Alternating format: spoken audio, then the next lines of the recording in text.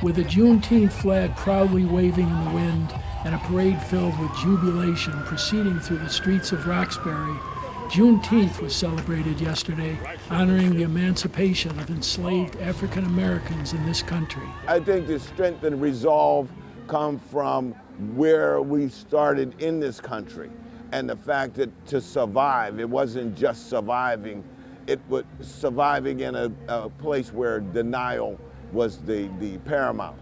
And to my mind, I can only honor my ancestors by the continued struggle for freedom, equity, and balance.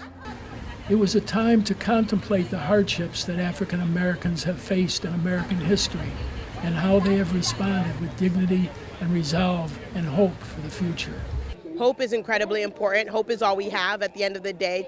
There's so much overwhelming things happening in the world that could cause someone to lose hope. But our ancestors had hope, that we are a manifestation of our ancestors' dreams, and we have to hold on to hope to believe that tomorrow can be a better day, and we do that by working collectively together. It all depends on what we do today to determine the type of future we're going to have. We have to recognize that we're going to have to organize, we're going to have to unite, we're going to have to work together across our differences to be able to have the future that we've all been fighting for.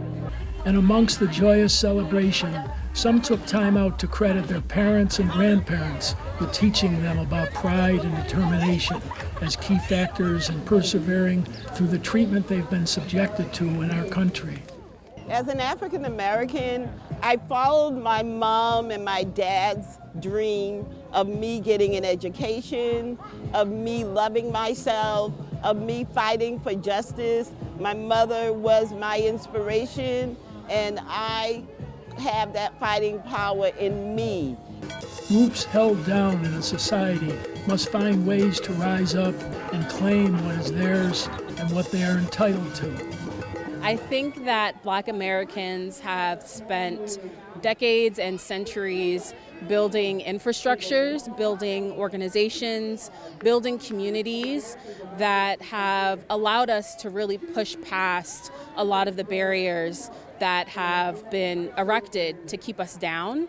I think that we prioritize love and community and belonging and being together. And I think that is part of what makes us so strong.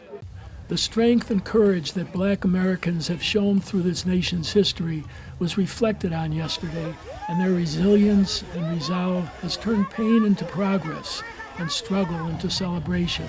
This is an integral part of our nation's history and future together.